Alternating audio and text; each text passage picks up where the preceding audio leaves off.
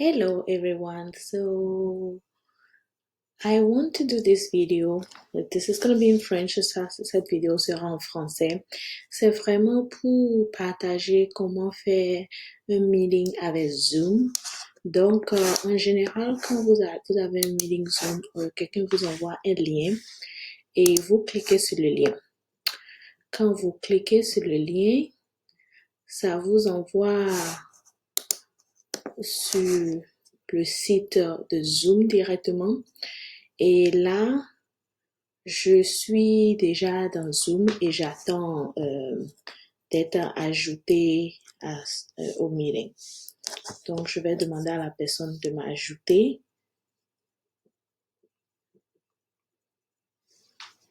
Pour que je puisse rentrer dans le meeting avec cette personne.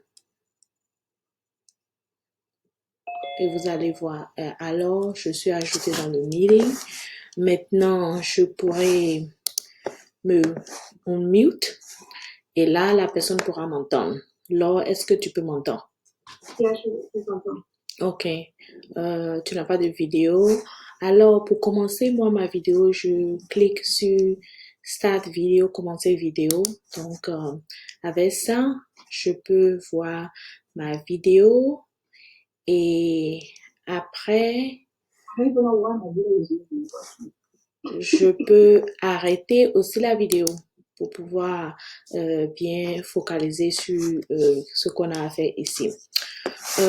Si vous voulez voir tout le monde de manière de voir tout le monde en manière de galerie, vous pouvez appuyer sur galerie. Alors galerie, vous pouvez voir les deux personnes. Voilà Laure qui est là. Elle n'a pas de vidéo. Ok. Donc Laure a une vidéo maintenant. Donc moi aussi je peux mettre ma vidéo. Je peux mettre ma vidéo, changer un peu mon angle. Et avec ça, je peux aussi arrêter ma vidéo. Donc, ça dépend de ce que je veux vraiment montrer ici. Ok, on continue. Ensuite, il faut savoir le nombre de personnes qui sont dans votre conférence. Vous appuyez sur participants. Avec participants, vous pouvez voir les gens qui sont ajoutés dans le meeting. Donc, nous avons 2 personnes dans le meeting, moi et puis Laure. Et ensuite, si vous êtes dans le meeting et puis vous voulez poser une question, vous pouvez raise your hand, appuyer sur ce bouton ici, raise hand. Là, ça montre à la personne qui a le meeting que vous êtes prêt à poser une question, donc votre main est levée. Vous pouvez aussi après baisser votre main en appuyant sur lower hand facilement. La prochaine chose, c'est vous voulez faire des chats. Donc, vous pouvez cliquer sur chat ici et ça va vous permettre de faire du chatting. C'est-à-dire que vous pouvez taper un message tel que bonjour Laure. Et là, quand je tape le message, ça s'envoie à tout le monde dans le chat. Mais si vous voulez chatter avec quelqu'un de particulier, avec Laure particulièrement, vous pouvez taper le nom de Laure et ça vous permet de chatter de manière privée avec Laure. Donc, vous pouvez dire ce soir. Là, c'est entre Laure et moi seulement, privately avec Laure. Vous pouvez aussi envoyer un document à quelqu'un directement par ici, vous pouvez le faire.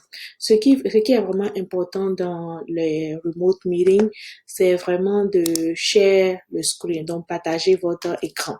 Partager votre écran, vous pouvez partager beaucoup de trucs. Vous pouvez partager un whiteboard sur lequel vous pouvez dessiner des choses. Vous pouvez partager votre desktop. Donc, je vais partager mon desktop. En partageant le desktop, ça vous permet de voir toutes sortes de choses. So, ici, je vais partager mon desktop. Là, je vais sur un website. Ça, c'est mon website à moi, pour ma compagnie. Je peux aller sur un autre de mes websites. Donc, ça permet je peux montrer le website, vous montrer le website. Je peux naviguer même sur le website. Là, les gens peuvent facilement voir ce qui se passe sur le website. Donc, simple. Voilà une autre de mes websites. Ça, c'est pour notre non-profit, notre ONG. Donc, là, je suis dans le meeting avec elle et je suis en train de lui montrer ce qui est sur mon desktop. Pendant ce temps, je peux aussi faire d'autres choses. Vous voyez, la vidéo est dans le corner ici avec nos deux. Donc, c'est souvent recommandé quand vous êtes en train de partager votre écran d'arrêter les vidéos parce que il y a les problèmes de communication et de bandwidth. Donc, ça fait qu'on n'arrive pas à bien s'entendre. Tout à l'heure, on a essayé, on avait des problèmes. Donc, c'est vraiment recommandé d'arrêter la vidéo. Mais si vous voulez vraiment voir la personne, vous pouvez aussi mettre la vidéo. Sinon, c'est recommandé mais quand vous avez la vidéo, moi, j'aime souvent mettre la vidéo au milieu. Là, vous pouvez voir la personne et puis vous voulez parler directement au lieu d'avoir ça de côté et puis vous êtes en train de parler. Donc, c'est ce que vous pouvez faire. Il y a d'autres boutons ici. Ça, c'est le bouton pour se mute. Quand vous appuyez le mute, vous ne pourrez plus entendre, la personne ne pourra plus vous entendre. Vous pouvez stopper la vidéo. Vous pouvez savoir le nombre de participants que vous avez. Vous pouvez faire des annotations et il y a d'autres contrôles en bas ici plus élaborés. Mais je pense que les plus importants sont là. Quoi d'autre quand on est en train de share? Pendant que vous êtes en train de share, vous pouvez faire tout ce que vous faites sur votre ordinateur normal ici. Donc, vous pouvez aller sur plein de différents websites. Pour arrêter de share, vous appuyez le bouton rouge, Stop Sharing. Ici, ça vous montre le nombre de minutes que vous êtes en train de passer dans l'appel. Donc, si vous voulez savoir, est-ce que mon meeting est en train de prendre trop de temps? Est-ce que je suis en train de prendre trop de temps? Ça vous permet de savoir ça. Donc, enfin, je vais stopper comme, le sharing. On a déjà parlé de chatting. On a parlé de ça. Si vous êtes dans les meetings, souvent, vous pouvez aussi enregistrer le meeting juste pour garder ça comme information dans le futur. Donc, vous appuyez le record, ça vous permet d'enregistrer le meeting. Vous pouvez aussi appuyer réaction, ça vous permet de mettre des emojis tels que applaudissez ou bien pour dire oui, je suis d'accord avec ce que vous êtes en train de dire. Donc, c'est déjà quelques trucs que vous pouvez faire. De quoi on a parlé encore tout à l'heure? On a parlé de record, share, chat. À la fin du meeting, ok, si vous voulez voir le meeting en grand format, vous pouvez appuyer sur le full screen et ça vous permet de voir le meeting sur tout votre écran. Et vous pouvez repartir sur la petite écran ici, sur le petit bouton ici pour réduire votre écran. Vous pouvez aussi appuyer sur participants et puis ça enlève tout le truc de participants pour vous comme ça. Vous fermez ce window de participants. Et enfin, pour quitter le meeting, vous pouvez juste appuyer Leave Meeting. Mais avant de leave meeting, je vais aussi essayer de montrer comment vous pouvez aller sur le site de Zoom. Pour commencer là, la première fois que vous venez ici, ça va vous demander de créer un compte. Moi, j'ai déjà un compte. Donc, ça, je vais vous montrer comment vous pouvez créer des meetings. Donc, pour créer les meetings, il faut appuyer sur le bouton Schedule a New Meeting. Est-ce que je suis en train de share? Donc, je vais share encore. Juste pour que tu vois ce que je suis en train de faire. Vous donnez un nom à votre meeting. Rendez-vous pour les activités. Un truc comme ça. Et vous mettez la description du meeting ici. Vous choisissez le jour, l'heure, la durée. Avec Zoom, si vous avez le programme de Zoom gratuit, ça vous permet seulement d'avoir 40 minutes. Donc, vous pouvez déjà mettre le nombre de minutes que vous avez, mais au maximum, vous pouvez seulement avoir 40 minutes. Et vous choisissez votre time zone, si c'est GMT ou Central Time des États-Unis. Si c'est un meeting qui doit se passer tout le temps, vous pouvez appuyer Recurrent Meeting. Si c'est, moi, j'aime personnellement choisir Personal Meeting, mais vous pouvez aussi choisir de générer le numéro du meeting automatiquement. J'aime pas trop que les gens se rappellent de password, donc j'enlève ça. Et le reste, vous pouvez laisser ça comme ça. Et puis, quand vous appuyez Save, ça crée le meeting pour vous. le meeting, vous pouvez l'ajouter sur votre calendrier de Google ou tous les autres calendriers que vous avez. Mais la partie qui est plus importante pour que les gens sachent comment joindre votre meeting, c'est vraiment de copier l'invitation. Donc, voilà en gros l'invitation que vous allez envoyer à vos amis. Donc, vous pouvez copier le meeting invite ici et vous pouvez aller dans votre email et de là, vous pouvez juste copier ça ici, envoyer un email à vos amis et voilà, vous avez créé votre meeting et vous pouvez facilement l'envoyer à vos amis. Quoi d'autre? Je pense que c'est tout ce dont on a parlé. Je pense qu'on avait eu un problème de connexion tout à l'heure, donc ça a fait que ça a duré. Si tu es en train de parler, je n'entends pas, c'est sur mute. Mais je pense que tu es sur mute.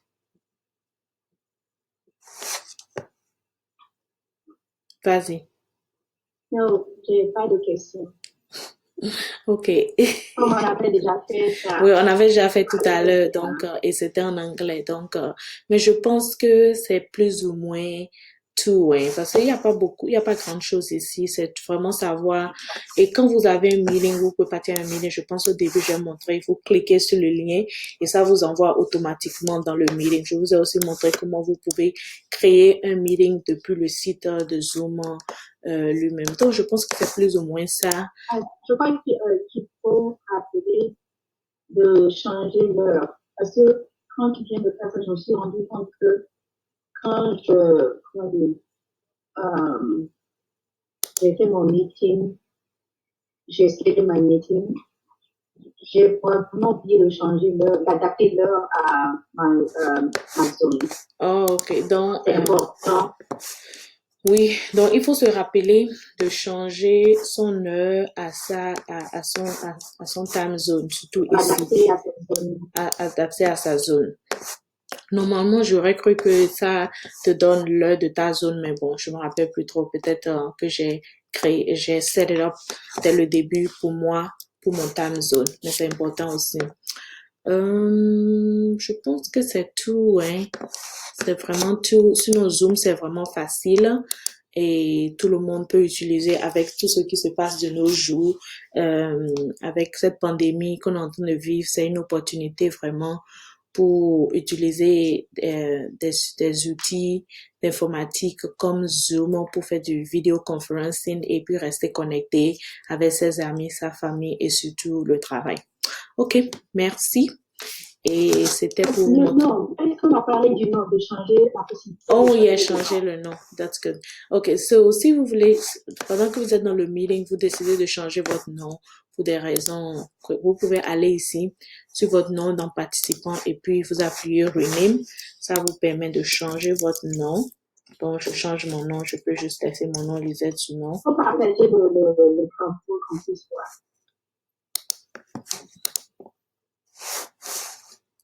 Tu as besoin de...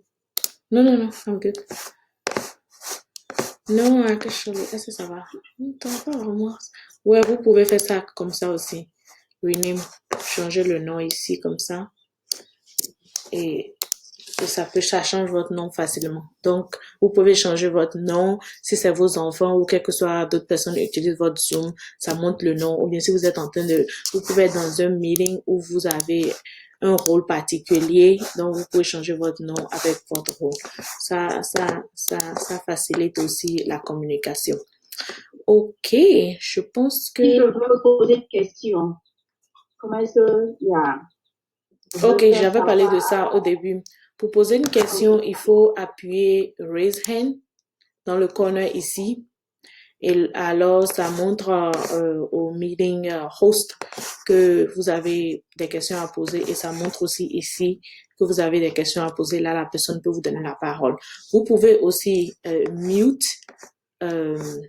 tous les participants du meeting. Mettre sur silence, merci tous les participants en appuyant ce mute button pour tous les participants. Mais en tant que host, vous pouvez le faire automatiquement. Là, ça permet aux gens de ne pas faire du bruit dans les appels. Naturellement, quand vous arrivez dans un appel, mettez view en mute jusqu'au moment où vous voulez parler. À moins que vous êtes en train de parler tout le temps, vous devez être en mute, plus ou moins. Voilà. Quoi d'autre? Je pense que c'était tout. Peut-être la lumière, l'éclairage, non? Bon, l'éclairage, ça dépend. Bon, pour nous qui sommes les noirs, vous voyez, quand je n'ai pas la lumière sur mon écran, vous ne me voyez pas du tout, c'est vraiment noir. Donc, c'est toujours bien d'avoir des lumières extra comme ça, ou bien d'autres lumières comme ça. Vous ne pouvez pas voir mon autre lumière. J'ai deux lumières qui sont en train de marcher. Et là, c'est en pleine journée, là. Donc, la lumière aussi, ça aide à bien voir. Et puis, en tant que noir, c'est bien de porter des habits de couleur aussi. Ça aide au lieu de porter du noir ou bien des habits qui vont naturellement dans notre couleur. C'est bien de mettre aussi, si vous mettez du maquillage, c'est mieux de mettre des rouges à lèvres de couleur attractifs. Là, les gens peuvent vous voir. Mais bon, la lumière aussi, quand même, c'est important. Ça aide beaucoup pour nous qui sommes des noirs dans les vidéoconférences. Et puis bon, en tant que background, bon voilà, moi juste dans mon bureau, il y a d'autres qui peuvent faire des backgrounds vraiment virtuels, mais bon, c'est vraiment pour les gens avancés. Sinon, le background que Laure a, c'est déjà bien, il y a rien derrière. Sinon, ça fait que les gens sont distraits et ils sont en train de regarder qu'est-ce que vous avez derrière vous. Bon, c'était tout.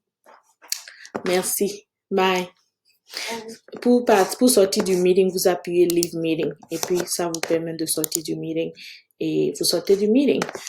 Et je pense que c'était tout ce que je devais partager. Merci et à la prochaine. Bye.